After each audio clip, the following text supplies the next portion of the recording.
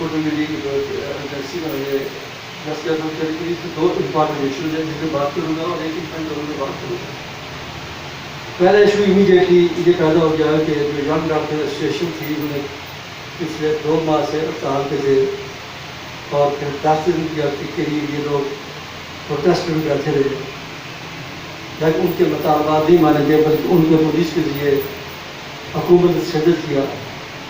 اور اس سے میں سمجھتا ہوں کہ یہ جو پولیس کے جو کارندے ہیں یہ زیادہ انوالو ہیں، خاص کر کے ایس پی جو ہے اس کے یہ جو ہے اس نے پہلے بھی پریس کلب پہ حملہ کیا، بار اسٹیشن بار روم پہ حملہ کیا، اور پھر کورونا کے اندر جو چھوٹے چھوٹے بچے تھے پولیس نے ان کو تشدد کیا. میں جنرل پولیس کی بات کرتا ہوں، میں کسی پرسن کی بات نہیں کرتا ہوں. تو اس کے یہ یقینی طور پہ اس کی جو ذمہ داری جو ہے یہ پولیس کے جو جہاں کا ڈسٹرکٹ کا جو آفیسر ہے اس پہ جاتی ہے، اور پھر انسپیکٹر جو پولیس پہ جاتی ہے تو حکومت پہ جاتی ہے، اور یہ حکومت کو کسی ایک بات کا بھی نوٹس لیا بلکہ اس کو شفا دیتی ہے. آج جو ڈاکٹر نے رات کو فیصلہ کیا وہ بڑا میں نے صبح دیکھا، مجھے بہت افسوس کے ساتھ کہ حکومت نے ڈاکٹر کو انگیج کرنے کے بجائے ان کے ساتھ بیٹھ کے معاملات طے کرنے کے بجائے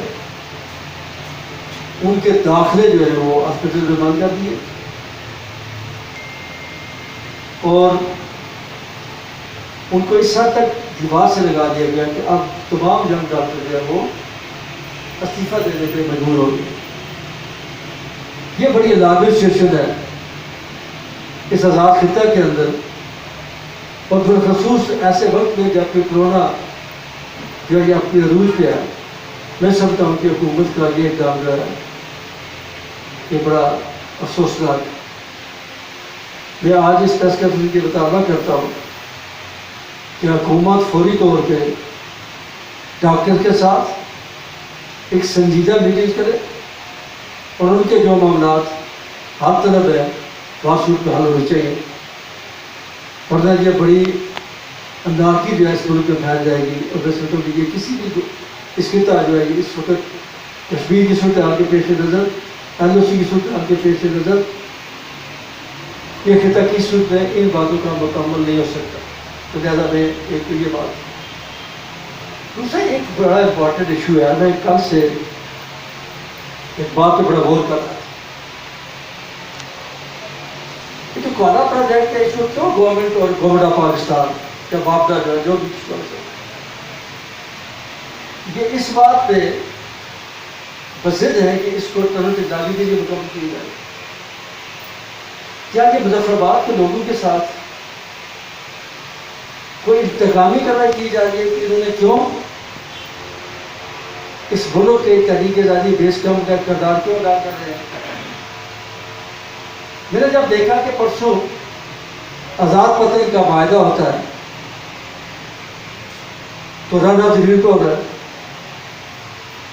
اس سے پہلے کروڑ کا معاہدہ، پھر میں نے غور کیا کہ اور کتنے ایسے منصوبے جو آزاد کشمیر میں یا باقی جگہوں پہ لگے ہوئے ہیں پورا پاکستان میں. ٹیکنیکل کالج مجھے ایک کوئی ایسا ہائیڈرل کا منصوبہ بنا دی بتا دیں تو ہم اس کو ماننے کے لیے کیا ایک منصوبہ ایسا نہیں. جب میں کروڑ پہ گیا تو دیکھا وہ بھی دریا کے بہاؤ پہ وہ بھی منصوبہ ہائیڈرل کا بن رہا ہے. پھر جب میں نے گلپور پہ دیکھا تو دریا پور جو وہ بھی اس پہ بن رہا ہے. پھر جب واپس اگر جی بی کی طرف جائے کیا میر بادشاہ ڈیم وہ بھی رن آف دی ریور بن رہا ہے. تربیرا ڈیم بھی ایسے ہی بنا، اور آگے جو کالا بیڑ ہے جو ابھی تک نہیں بنا اس میں بھی ایسے ہی بنا، منگلا ڈیم بھی ایسے ہی بنا. تو پھر کیوں مظفر آباد کے لوگوں کے ساتھ یہ ظلم کیا جا رہا ہے کہ ان کے دونوں ڈیموں کو رخ ختم کر کے نیلم جنگ کا تو پہلے ہی ختم ہو، اب جیلم کا رخ یہ بھی تبدیل کر لیا جانا چاہتا ہے. اب کے اس ٹائٹل پروجیکٹ کے خلاف نہیں ہے، ہم صرف یہ چاہتے ہیں اس کا ڈیزائن تبدیل کیا جائے. اس ڈیزائن کا سارا خرچہ آزاد کے لوگ برداشت کرنے کے لیے تیار ہوں گے. ہم ہر گھر سے چندہ دے کے دینے کے لیے ان کا ڈیزائن دینے کے لیے تیار ہیں، لیکن خدا کے لیے ہماری آنے والی نسلوں پہ یہ ظلم نہ کریں. اگر اتنے سارے پروجیکٹ ٹنل ٹیکنالوجی کے بغیر زیادہ پیداوار دے رہے ہیں تو یہ ایک والا پروجیکٹ کیوں نہیں دے سکتا, نیلم جلم کیوں نہیں دے سکتا, لیکن نہیں کیا. مان لیا نیلم جلم ہے, لیکن نیلم جلم کے جو اثرات تھے یا جو اس کے ریپرکشن تھے وہ آہستہ آہستہ آنے شروع ہو گئے, ہمارا مالیاتی اثر. اور آپ دیکھیں گے آفٹر سم ٹائم آپ دیکھیں گے یہ جو حالات جو ہے آپ کو ختم ہو جائے گی, اور 20-30 سال کے بعد آپ دیکھ لیں گے, میں ہوں یا نہ ہوں, لیکن آپ میں سے اکثر ایسے ہو کہ جو یہاں موجود ہیں, تو یہ میری اس بات کو آپ یاد رکھیں. جب جھیلم کو بھی ڈائیورٹ کیا جائے گا تو مظفر آباد شہر کا گرد و نواح کا جو ٹمپریچر کا اس کو آپ دیکھ لیں. یہ جو کھاوڑے کا علاقہ ہے, اس کے گرد جو علاقے ہیں, ایون باغ کے علاقے بھی وہ بھی اس سے متاثر ہو گئے, چکار کے علاقے اس سے متاثر ہو گئے. مجھے آپ یہ بتائیں کہ لوگ کدھر جائیں گے؟ ان کے ماحولیاتی مسائل ہوں گے, ان کے پانی کے مسائل ہوں گے, ان کے معاشرتی مسائل ہوں گے, ان کے انوائرمنٹل ایشوز ہوں گے, ان کو کون حل کرے گا؟ یہ قدرتی جو ہے نا, یہ اللہ تعالیٰ یہ نظام ہے جو اس کو قائم رکھے ہوئے ہے. انسان جو مرضی کر لے, اللہ تعالیٰ کے نظام کے ساتھ وہ مقابلہ نہیں کر سکتا, اس تک نہیں پہنچ سکتا. یہ میری بات ہے. ہم بھی کہتے ہیں کہ کالج میں آپ نے بڑا ڈیم بنا دیا, میرے کو اعتراض نہیں ہے. ہم یہ بات کہتے ہیں کہ چکوٹھی سے لے کے کوالہ تک آپ ایک کے بجائے 4 ڈیم بنا لیں, 5 ڈیم بنا لیں, اس سے زیادہ کیپیسٹی میں بجلی پیدا ہو سکتی ہے. اور یہ بھی کوئی ایسی بات نہیں ہے. کچھ لوگوں کو یہ ہوگا کہ لوگوں کو روزگار مل رہا ہے. کیا کوالہ ڈیم بننے سے, ٹرنل ٹیکنالوجی کے بغیر بننے سے روزگار ختم ہو جائے گا؟ وہ روزگار قائم ہی رہے گا. کیا ایک کے بجائے 4 یا 5 منصوبے شروع کرنے سے کیا ان کا جو روزگار جو ہے وہ ختم ہو جائے گا؟ نہیں ختم ہو گیا, روزگار زیادہ ملے گا, لاگت کم آئے گی, انوائرمنٹل پروٹیکشن جو انوائرمنٹل جو اس کے اثرات ہیں, امپیکٹ ہے, وہ بھی نہ ہونے کے برابر ہوتے ہیں.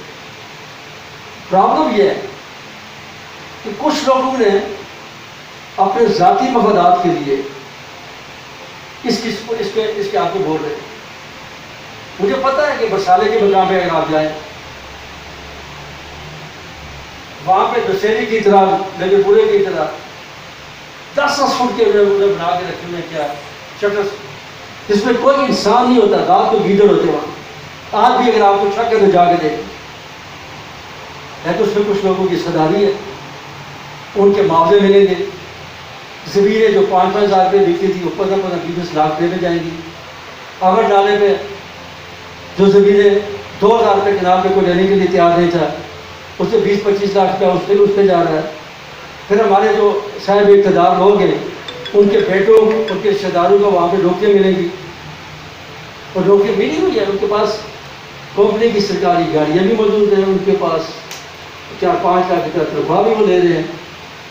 تو یہ اگر کب لوگوں کے مفادات کے لیے بات کر رہی ہے تو پھر تو میں سمجھتا ہوں کہ یہ کشمیر کے لوگوں سے بڑی زیادتی ہوگی, مظفرآباد کے لوگوں سے بالکل بڑی زیادتی ہے.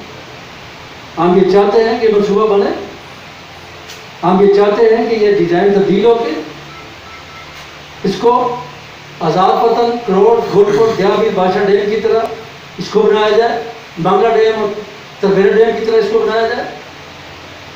ہم یہ چاہتے ہیں کہ اگر سبھی اس کا تو ایک کے بجائے 4-5 چکوٹھی سے لے کے کوالہ تک کے منصوبے جو بنایا جائے, اس سے لاگت بھی کام ہوگی, انوائرمنٹل جو ہے وہ افیکٹ جو وہ بھی آئے گا. اس لیے ہماری یہ اپیل ہے اور یہ بڑا طالبہ بھی ہے, حکومت پاکستان سے بھی ہے, اور جو ادارے اس کو دیکھتے ہیں ان سے بھی ہے. مجھے یقین ہے یہ بات ہے کہ یہ ڈیزائن تبدیل کرنے میں بڑا وقت لگے گا, ڈیزائن تبدیل کرنے میں کچھ پروسیس سے گزرنا پڑے گا. لیکن جب حکومتیں چاہیں تو ڈیزائن بھی 1 منٹ میں تبدیل ہو جاتے ہیں, جب حکومتیں چاہیں تو 1 منٹ میں سارے پروسیس ایکٹیویٹیاں مکمل ہو جاتے ہیں. لیکن اس ٹرنل ٹیکنالوجی کا سارا جو آفٹر امپیکٹس ہے وہ مظفرآباد کے لوگ کیوں بھگتے ہیں؟ میں مظفرآباد کے لوگوں کی جانب سے, کشمیر کے لوگوں کی جانب سے یہ اپیل کرتا ہوں کہ خدا کے لیے اس کو کریں. مجھے پتہ ہے کہ نہیں ہوگا, لیکن ہم اپنی آواز بلند کرتے ہیں, ہم اپنی آواز کو بلند کرتے تھے, ہر سطح پہ, ہر مقام پہ بلند کرتے تھے. بہت شکریہ. سر ایک سوال ہے میرا. جنرل مشرف صاحب کے دور آبریت میں نیلم جلم ہائیڈرو پروجیکٹ کا سنگ بنیاد اسلام آباد میں رکھا گیا, اور اس کے بعد جناب بھی 5 سال اقتدار میں رہے اور وزیر خزانہ بھی رہے. آپ نے اپنے مجھے نہیں زیادہ ہے. اب سے پہلے یہ پروجیکٹ شروع ہو چکا تھا. سنیں, ہم نے یہ کوشش کی کہ اس کے جو افیکٹ ہے اس کو ختم کیا جا سکے. اس کے آگے کچھ چیزیں نہیں دی تھی, لیکن آج تک وہ نہیں ہو سکا. وہ مشرف جو مشرف تھا وہ ایک ڈکٹیٹر تھا, اس نے جبر تنظیم یہاں پہ لوگوں کو اس نے جو حکومت ذات ہوئی تھی دے ریسپانسبل ہو گیا. نیلم جنگل ہائی وے پروجیکٹ میں آپ کو یہ بات بتا دوں کہ جب بھی ہماری گورنمنٹ میں یہ شروع ہوا, گورنمنٹ رابطہ گورنمنٹ نے کوشش کی اس سے رابطہ کرنے کی. ہم نے تب 4 نوٹیفکیشن نہیں جاری ہوئی تھی اور ہم نے اس پہ باقاعدہ طور پہ یہ کہا کہ یہ نہیں ہو سکتا. اب ذرا کرنا ہے, لیکن ہم یہ کبھی نہیں کر سکتے کہ ہم آپ کو یہ اجازت دیں اب تک. یہ ہمارا بڑا واقعہ شروع سے لے کے آج تک ہمارا یہ موقف ہے.